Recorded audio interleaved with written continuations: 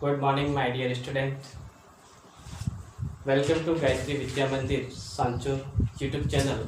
My name is Mohan Jahangir and आज अपन lecture number 7 के साथ में अपन पढ़ाएंगे कूलाम के नियम का सदिश रूप या कूलाम बल का सदिश रूप। अपन ने लेक्चर नंबर 6 के अंदर दो क्वेश्चन की बात की थी। ठीक है, उस दो क्वेश्चन को पहले ले लेते हैं, फिर अपन कूलाम बल का सदिश रूप पढ़ेंगे। ठीक है, पहला क्वेश्चन क्या था कि कोई वस्तु है, उस पर प्रति सेकंड 10 इलेक्ट्रॉन स्थानांतरित होते थे। अब इस वस्तु पर एक कूलाम आवेश आने में कितना समय लगेगा वो अपन को फाइंड आउट करना था। तो प्रति सेकंड 10 इलेक्ट्रॉन आ रहे हैं, तो उस पर स्थानांतरित आवेश कितना होगा। तो अपन ज्ञात करें प्रति सेकंड वस्तु पर उत्पन्न आवेश होगा, वो आवेश क्या होता है, Q बराबर n into A. Number of electron कितना दे रखे 10 एक इलेक्ट्रॉन पर 1.6 इंटू 10⁻⁻19 इतना आवेश आएगा। अब अपन को ज्ञात करना है समय, और ये दे रखा प्रति सेकंड, एक तरह से आवेश के ट्रांसफर की दर दे रखी है।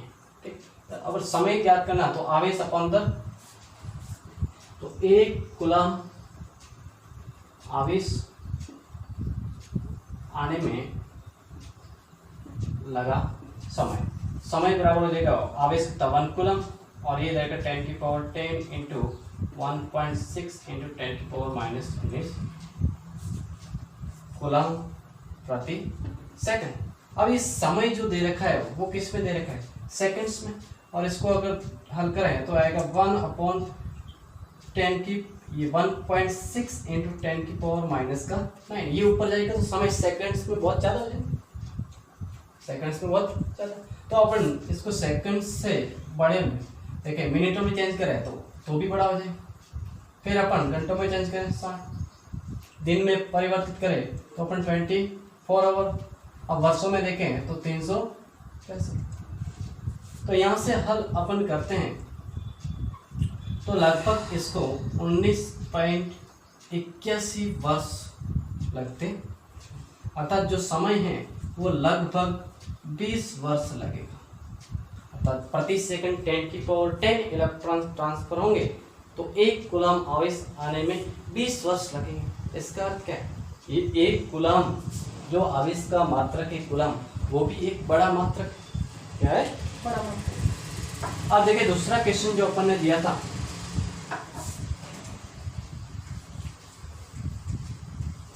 वो क्या था, दूसरा क्वेश्चन ये था कि वस्तु है,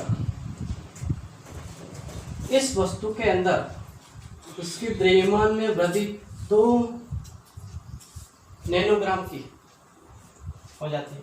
तो बताइए इसमें number of transferred electron n का मान। आप जानते हैं द्रव्यमान में परिवर्तन में डेल्टा m का फॉर्मूला क्या था, n into mass of electron. तो n बराबर क्या जाएगा, delta m upon mass of electron. Mass of electron कितना होता है, डेल्टा 2 नैनोग्राम, नैनो में 10 की पावर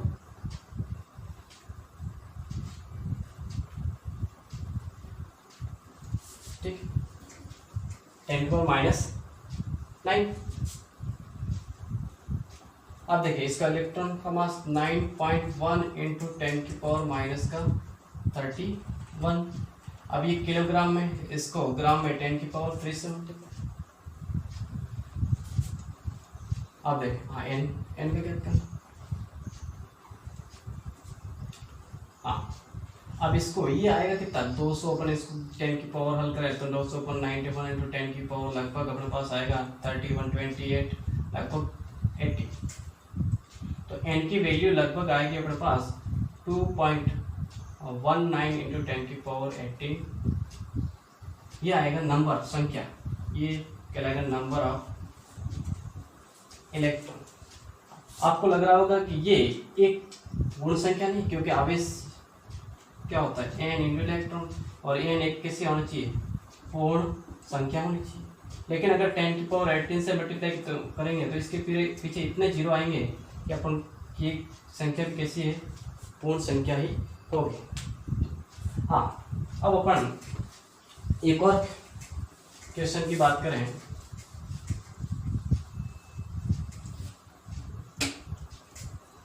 अपन ने लास्ट में देखा था कि दो आवेशों के बीच में तीसरा आवेश का रखा जाए कि तीनों आवेश क्या हमें साम्य अवस्था में है। उसके लिए दूरी का सूत्र देखा था कि Q1 आवेश से दूरी x बराबर under of Q1 upon under of Q2 plus under of Q1 into small r दोनों आवेशों के बीच की, और Q2 से r minus x under of Q2 upon under of Q2 plus under of Q1 into.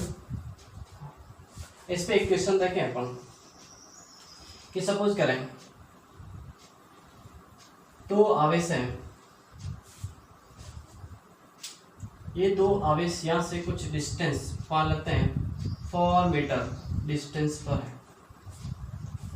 इस पर आवेश हैं वो 9 इलेक्ट्रॉन आवेश के बराबर, और इस पर जो आवेश हैं वो 4 इलेक्ट्रॉन के आवेश के बराबर। तीसरा आवेश Q है वो कहाँ पे रखा जाए, इस दोनों को मिलाने वाली क्रिया रख के, ताकि संतुलन की अवस्था में रहे। अगर इससे पूछा है, किससे, इससे, इसको अपन मान लेते हैं Q1, इसको मान लेते हैं Q, तो Q1 9 इलेक्ट्रॉन, ये हो जाएगा 4 इलेक्ट्रॉन के बराबर। तो x की वैल्यू कितनी हैगी, अगर देखें Q1 से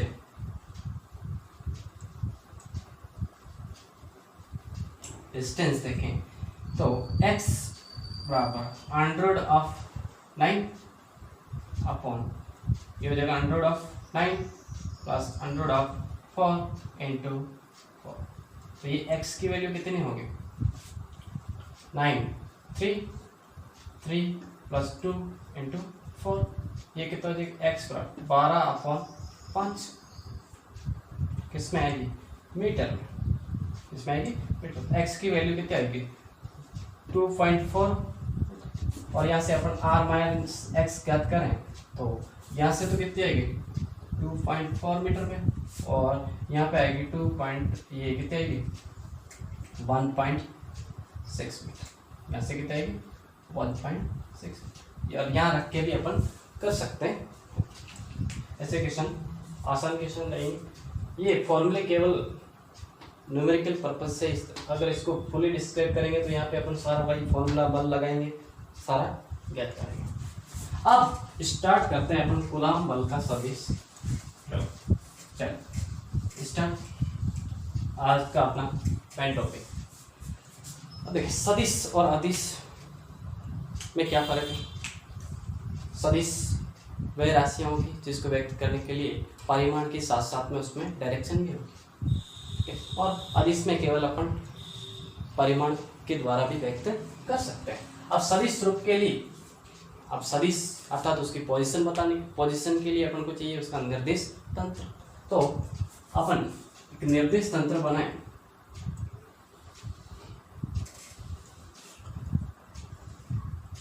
त्रिविमीय देखें अपन, ये x एक्सिस, ये y एक्सिस एंड ये z एक्सिस, और ये अपने पास मूल बिंदु जहाँ से अपन किसी भी आवेश का स्थिति सदिश देखेंगे। हमारे पास यहाँ पर एक आवेश है, मान लेते हैं ये Q1 है, दूसरा आवेश है ये Q2। इस Q1 आवेश का स्थिति सदिश मान लेते हैं R1 वेक्टर, और Q2 आवेश का स्थिति सदिश को अपन मान लेते हैं R2 वेक्टर। ठीक, अब यहाँ पे सदिश के लिए ये दोनों आवेश हैं, सपोज करें ये समान प्रकृति के आवेश हैं, तो ये आवेश इसको इस दिशा में बल आरोपित करेगा, ये आवेश इसको लिख दो मैं यहाँ, ये आवेश इसको इस दिशा में बल आरोपित करेगा, और ये जो लाइन कहलाएगी इस दोनों आवेशों को मिलाने वाली क्रिया इस क्रिया रेखा के अनुदिशी बल आरोपित। अब यहाँ पे जो बल है उस बल को मैं कहता हूँ F21, दूसरे आवेश पर पहले आवेश के कारण लगने वाला बल, ये Q1 था साफ, ठीक।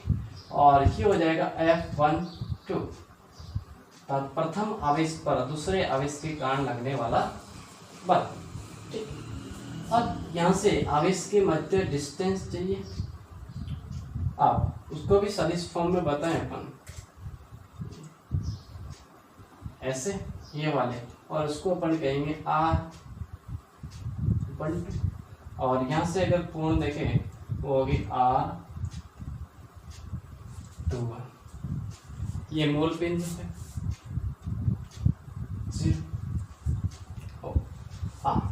Q1 Q2 आवेश है।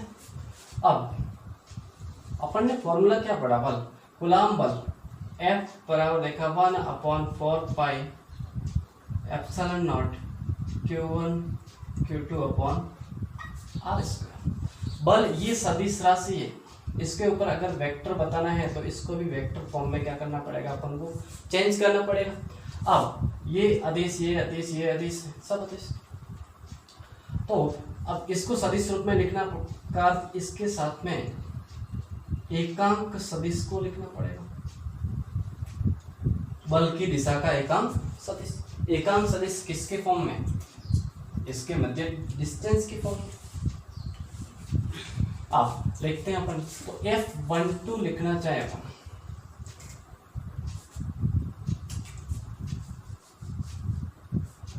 तो F12 बराबर क्या आ जाएगा 1/4 pi epsilon not Q1 Q2, तो दूरी भी क्या हो जाएगी R12 वेक्टर का बोर्ड का स्क्वायर, और इसके साथ में इसका एकांक, और इसको अपन मान लेते हैं इक्वेशन नंबर बस, ठीक। अब R1 R2, तो R12 किसके बराबर है, अब देखें अपने ये ट्रायंगल देखें, इसको A मान लो, इसको B मान लो। OAB में त्रिभुजों के सदिश योग नियम से त्रिभुज की दो क्रमागत भुजाओं का सदिशों का योग उसको विपरीत दिशा में बंद करने वाली भुजा के सदिश के बराबर होता है, ठीक। तो यहाँ से अपन लिख सकते हैं R1 प्लस R12 बराबर क्या हो जाएगा R2, ठीक। तो R12 बराबर हो जाएगा R2 vector minus R1 vector, ठीक। हमेशा ऐसे लिखा हुआ तो बाद वाला माइनस पर। अब इसी प्रकार ये तो आया प्रथम, कौन सा बल है, Q1 पर Q2 के कारण लगने वाला,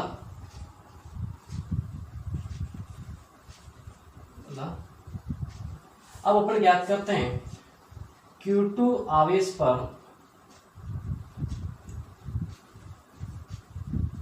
Q1 के कारण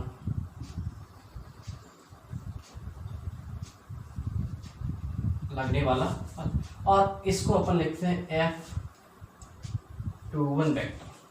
तो F21 वेक्टर की वैल्यू मैं लिखता हूँ 1/4 पाई, ये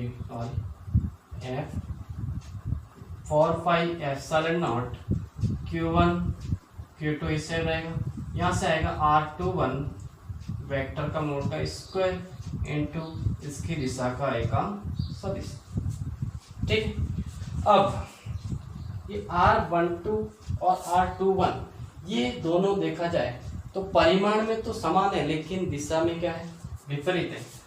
तो अपन लिख सकते हैं R12 वेक्टर का मोड और R21 वेक्टर का मोड, ये दोनों क्या है, बराबर है, लेकिन डायरेक्शन में क्या है, R12 minus of R21 vector, ठीक।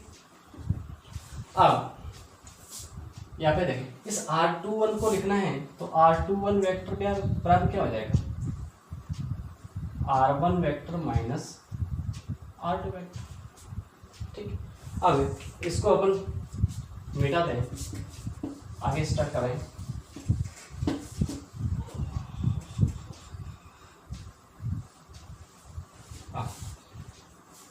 फायदा F21 की जगह मान रखते हैं, F21 बराबर 1/4 epsilon not Q1 Q2 upon R21 vector का स्क्वायर इंटू R क्या हो जाएगा 21। अब कैप के रूप में लिखना तो R21 कैप बराबर अपन लिख सकते हैं R21 vector upon R21 vector का प्लॉट। तो इसकी जगह वैल्यू इसमें रखें, F21 1/4 epsilon not Q1 Q2 upon R21 है, इसको 1 2 लिख सकते हैं क्योंकबराबर है, तो ये स्क्वायर इनटू हो जाएगा R21 वेक्टर अपॉन R, इसको भी 1 2 लिखते हैं, 1 2 वेक्टर का मोड का मोड। अब R21 की जगह मैं लिख सकता हूँ, या इसको उल्टा, ये R21 बराबर माइनस ऑफ R12, ये भी लिख सकते हैं। तो यहाँ पे रखें अपन, तो F21 वेक्टर बराबर 1/4 epsilon not Q1 Q2 upon R12 का स्क्वायर, और यहाँ पे हो जाएगा minus of R12 upon R12। अब यहाँ से माइनस वाले चिन्ह को आगे ले लें, तो जैसे F21 वेक्टर ये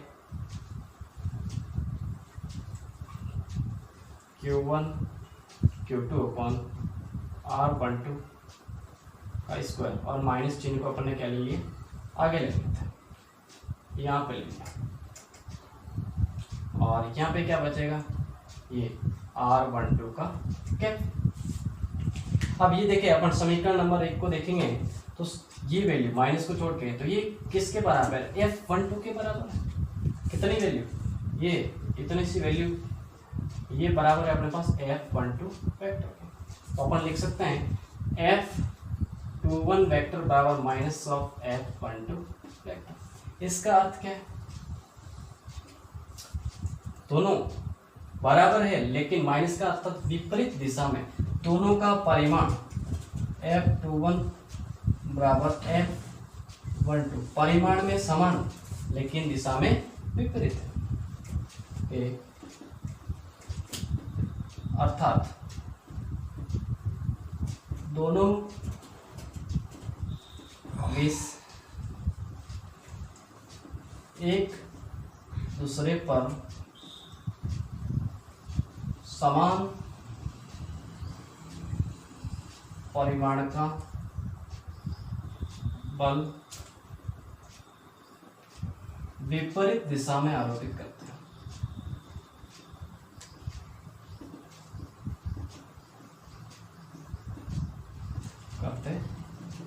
अब यहाँ पे दो चार चीजें और भी देखें अपन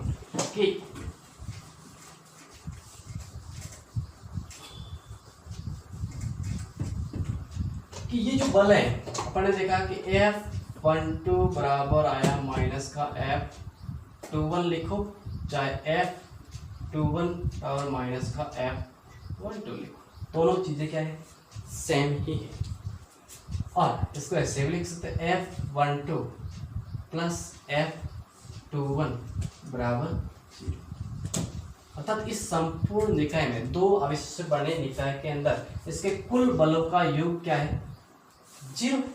0 का मतलब ये कैसे, ये साक्षी बल है, कैसे बल है,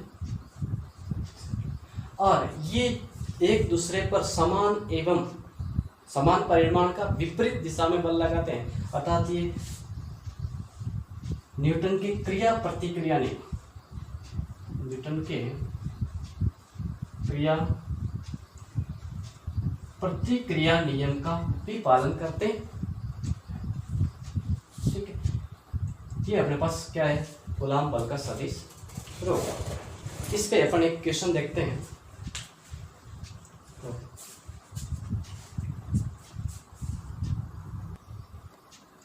देखिए ये अपने पास जो क्वेश्चन है वो अभी सदिश रूप पे आता है।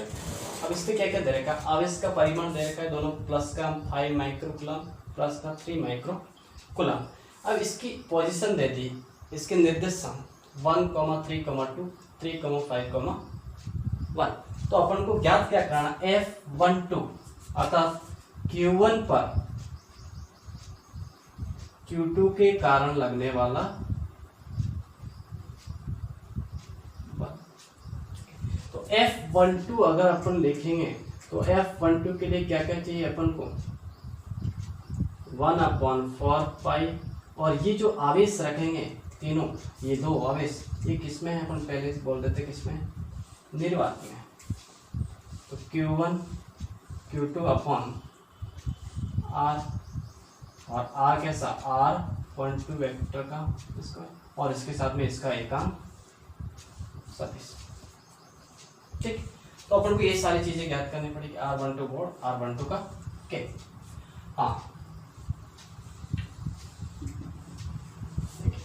अब ये जो लिखा हुआ ये मूल बिंदु से या प्रेक्षक देखे तो इसका पोजीशन वेक्टर कैसे लिखेंगे, निर्देशांक आप ये 11th क्लास में देखे होंगे।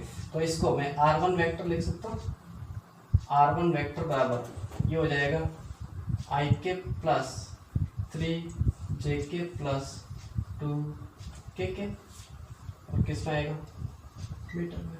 इसी प्रकार ये R2 वेक्टर कितना हो जाएगा, 3 I के प्लस 5 J के प्लस के, और किस में आएगा। अब अपन को चाहिए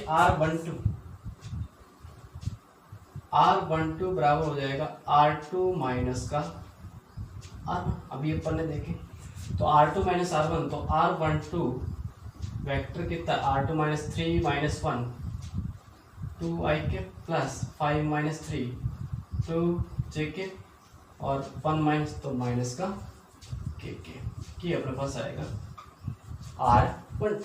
अब इसका अपन को एकांक सदिश भी चाहिए, तो R12 वेक्टर बराबर हो जाएगा क्या, R12 का सदिश अपॉन इसका मापांक।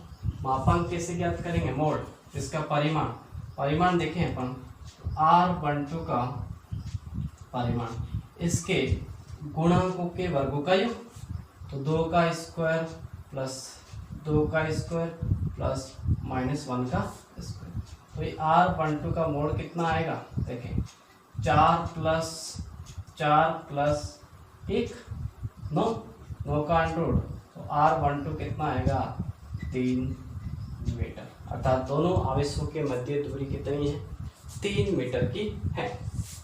तो ये अपने पास सारी चीजें आ गई।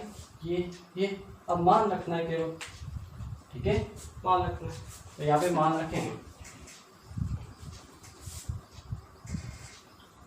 यहाँ से स्टार्ट कर लेते हैं अपन कि क्या आया था,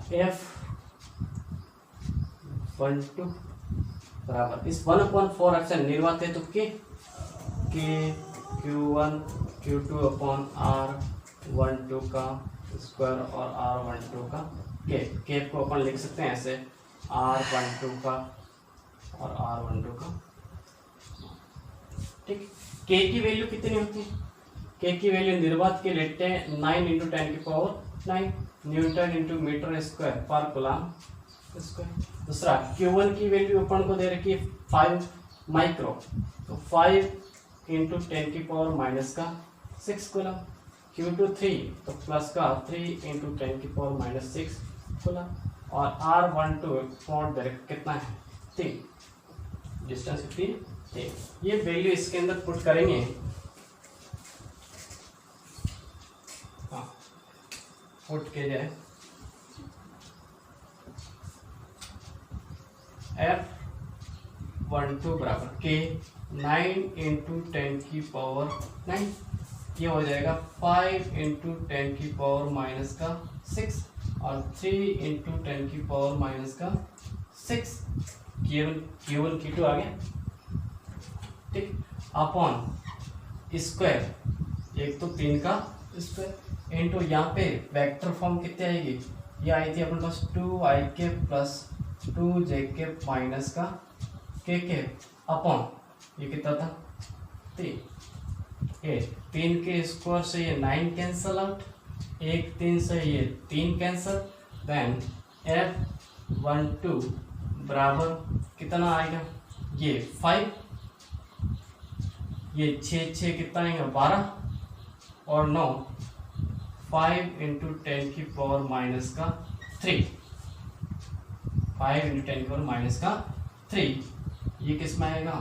और इसके साथ में इसका दिशा का एकांक से 2i cap plus 2j cap minus का k केप, इतना न्यूटन का बल लगेगा। और ये इसका क्या कहलाएगा परिमाण, और ये उसकी दिशा। आज के लिए अपने इतना बहुत है, कल क्वेश्चन और करेंगे। गायत्री विद्या मंदिर यूट्यूब चैनल को आप लाइक करें, कमेंट करें, शेयर करें और बेल आइकन को प्रेस करें। धन्यवाद।